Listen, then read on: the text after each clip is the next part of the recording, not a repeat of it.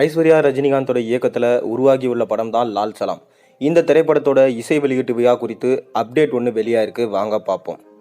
அதாவது 3 மற்றும் வைராஜா வை போன்ற படங்களை இயக்கிய ரஜினிகாந்தோட மூத்த மகள் ஐஸ்வர்யா தற்போது நீண்ட இடைவெளிக்கு பின்னர் இயக்கியிருக்க திரைப்படம் தான் லால் சலாம்.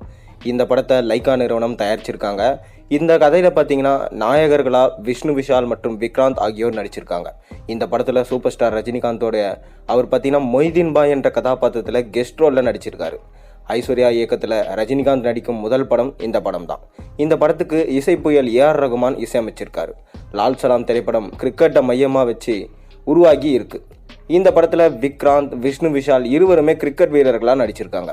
இந்த படத்தோட படப்பிடிப்பு முடிஞ்சு ரிலீஸுக்கு தயாராகி இப்போ ரெடியாக இருக்குது. அதன்படி இந்த படம் வர பிப்ரவரி 9 திரைக்கு வர இருக்கிறதா சொல்லப்பட்டிருக்கு. லால் சலாம் படத்தோட ரிலீஸ் தேதி நெருங்கி வரும் நிலையில் அதன் அப்டேட்டுகளும் ஒவ்வொன்றாக வெளிவந்த வண்ணம் இருக்குது.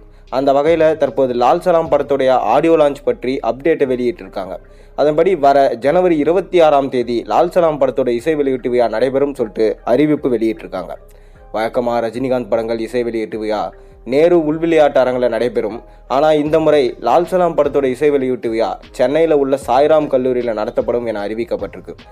இதில் ரஜினியோடைய குட்டி கதையை கேட்க ரெடியாக இருக்குமாறு அவங்க சொல்லியிருக்காங்க.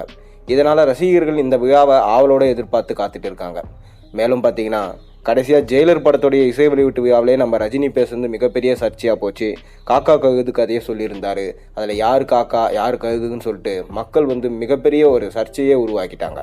அப்படி இருக்க இப்போ லால் சலாம் படத்தோட ஆடியோ லான்ச்சில் என்ன மாதிரி பேச போகிறாரு, அதுக்கு விஜய் ரசிகர்கள் என்ன மாதிரி செய்ய போகிறாங்க, ரஜினி ரசிகர்களுக்கும் விஜய் ரசிகர்களுக்கும் எந்த மாதிரி சண்டை வரப்போகுதுன்னு சொல்லிட்டு இப்போவே எல்லா மக்களும் பார்த்திங்கன்னா ரொம்பவே கதிகலங்கி போயிருக்காங்க.